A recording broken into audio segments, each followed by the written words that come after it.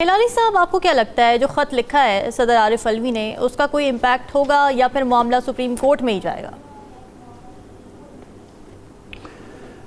ये मुझे पता नहीं है, मगर मैं बिल्कुल अग्री करता हूँ औरिया साहब से कि ये डिलिबरेट है।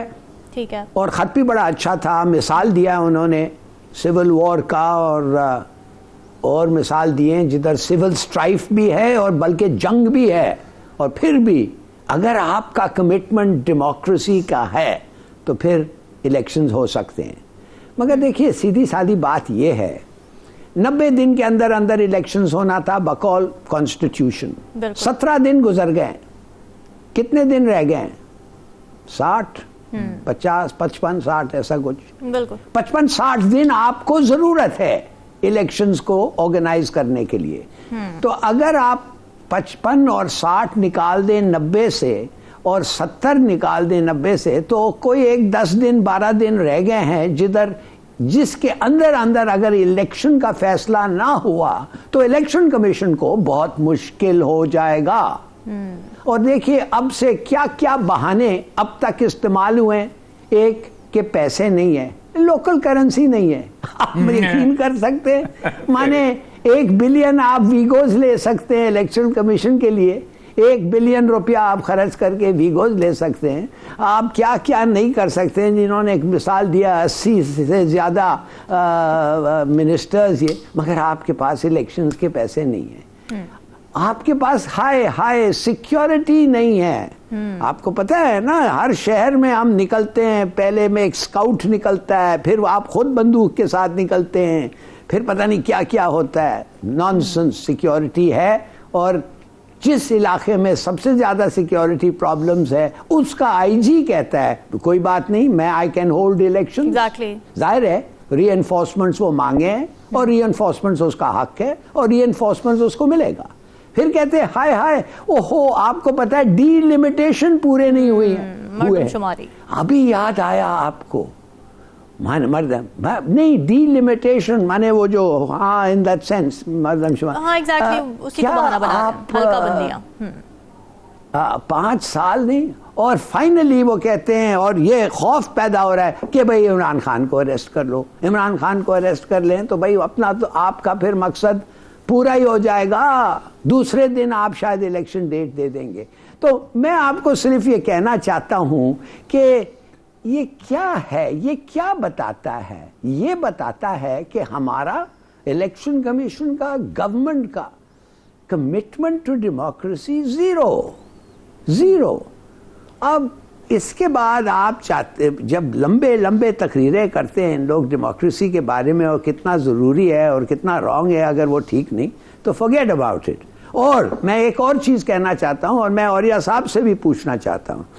औरिया साहब, मैंने कोशिश ये की थी आज पता करने के जो हलफ उठाते हैं चीफ मिनिस्टर्स जो होते हैं प्रोविंस में, क्या उस हलफ में कुछ है अबाउट बीइंग नॉन पार्टिजान, माने बीइंग न्यूट्रल?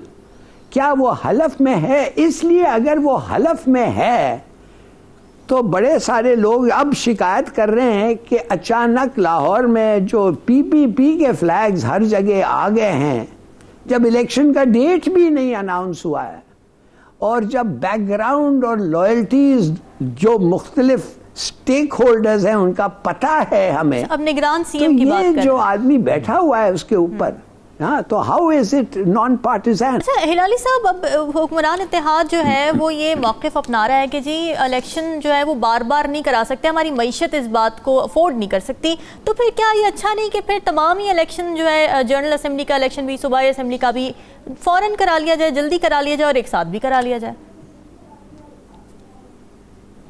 देखिए, हम तो हमारे कन्वीनियंस के तहत तो we can not modify the constitution. हम ये तो नहीं कह सकते हैं कि इस वक्त कन्वीनियंट नहीं है, थोड़ा देर कर दो, या कुछ एक कोई बड़ा स्पोर्ट्स ओकेजन है थोड़ा सा पोस्टपोन कर दो, या प्राइम मिनिस्टर इधर जा रहा है वो इसलिए। No, not at all. 90 days, within 90 days आपको होल्ड करना है। और बाय द वे, इंसिडेंटली ये जो इलेक्शंस हो रहे हैं ये 5 साल के लिए है ना। ये 2 प्रोविंशियल असेंबलीज के लिए 5 साल के लिए। तो मैं अगर आपको कह दूं कि 6 महीने पहले अगर इलेक्शंस हो सकते हैं इन पीसेस, सो व्हाट, बाद आप बाकी करवा लें। कहने की बात यह है, it does not suit the governing party, उनके हक में नहीं है, उनको पता है क्या होने वाला है अगर ये इलेक्शंस ऑन टाइम वो होल्ड करें। और देखिए ये कंफ्यूजन भी है। किसी ने कहा कि मैं आपको बता दूं, ना इमरान खान अरेस्ट होगा, ना डिस्क्वालीफाई होगा, ना उसको खुदा ना करे जान से मार देंगे। हम लोग तो खैर वो नहीं कहा, माफ करिए, बट ही वाज, उसके जो लीनिंग्स थे वो गवर्नमेंट के साथ, वो कहने लगा कि देखिए कि आप लोग कितने कंफ्यूज हो रहे हैं। आप लोग, अब ये सयाम अहमद कुरैशी कह रहा है मैं वापस जाना चाहता हूं पार्लियामेंट में, मैं बैठना चाहता हूं as leader of the opposition. क्यों?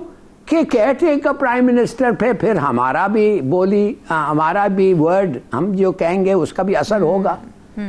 तो देखिए ये एक किस्म का लोग कह रहे हैं टैक्टिक है, मगर मैं नहीं समझता हूं टैक्टिक है। और मैं समझता हूं कि ये विजिट भी जो हो रहा है इस वक्त हमारे आर्मी चीफ का, इन एवरी, ये सब is a build up to that फैसला, वो फैसला कुन डिसीजन कि क्या इलेक्शन होने चाहिए या इस वक्त नहीं। मैं नहीं समझता, अगर आंसर इज नो, तो मैं वाकई नहीं समझ सकता कि हाउ दे विल, कैसे वो क्या कहेंगे, बहाना क्या है उनका नहीं होल्ड करने के, कन्वीनियंट नहीं है। तो ये आई एम सॉरी, मुझे नहीं पता इसका क्या आंसर है। साहब बताएंगे कि क्या बहाना होगा, बाहर से आएंगे। हिलाली साहब, फ्रीडम स्पीच आइन में तो है, लेकिन इसी फ्रीडम को कर्व करने के लिए आईनी तरामीम भी आ जाती हैं। अब इस वक्त जो रिसेंटली हम बात करें जिस तरमीम के बारे में, किस तरह देख रहे हैं आप इसको? देखिए पहली बात तो यह है, किसी को विदाउट वारंट अरेस्ट करना, इसका मतलब डिक्टेटरशिप है ना। यही होता है डिक्टेटरशिप, किसी को पूछने की, कहने की जरूरत नहीं है, पकड़ो तो पकड़ लो। इधर भी नहीं लिखा है कि रीजनेबल कॉज टू सस्पेक्ट, कुछ नहीं। एक आदमी कहता है ये कुछ ऐसी चीज कही है जो मुझे अच्छा नहीं लगता है, मैं इस इंस्टीट्यूशन का बंदा हूं, मैं इस कहता हूं पकड़ो, पकड़ लेते हैं। No, you have to have some control. Warrant without arrest? On what grounds? अच्छा, एक दूसरी बात, देखिए हमारा सबका हक है डिफेम नहीं होना, इसलिए दूसरे मुल्कों में ये कानून नहीं है इस तरीका का। खबरदार करो, नो, हमारा हक है। अगर आपने मुझे आके इंसिन्युएट किया, छोड़े एक्यूज किया, इंसिन्युएट किया कि मैं ऐसा ऐसा हूं, और as a result of that मेरी नौकरी जाए या मेरी इज्जत गिर जाए, मेरा हक है आपको कोर्ट ले जाना और डैमेजेस के लिए आपको सू करना।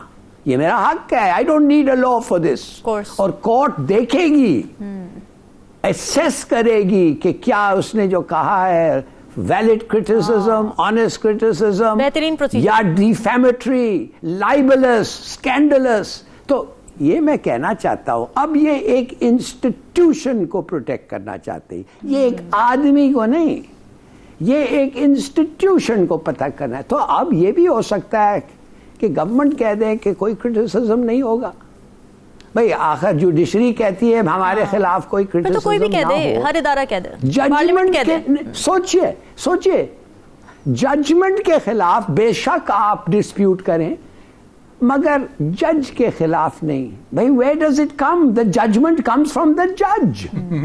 हम क्यों कहते हैं जस्टिस मुनीर? हम क्यों जाके देखना चाहते हैं जस्टिस मुनीर का पूरा बैकग्राउंड क्या है? इसलिए उसकी जो जजमेंट थी against the law of necessity, तबाह कर दिया पाकिस्तान की हिस्ट्री को।